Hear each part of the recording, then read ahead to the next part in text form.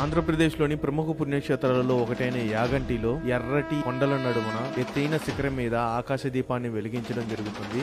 ఈ పూజను చేయదలిచిన భక్తులు దేవాలయ కౌంటర్లో 600 రూపాయలు రుసుము చెల్లిస్తే ఈ ఆకాశ దీపానికి వాళ్ళకి గోత్రనామాలతో వెలిగించడం జరుగుతుంది. ఇప్పుడు ఈ ఆకాశ దీపాన్ని ఎలా వెలిగిస్తారో చూద్దాం.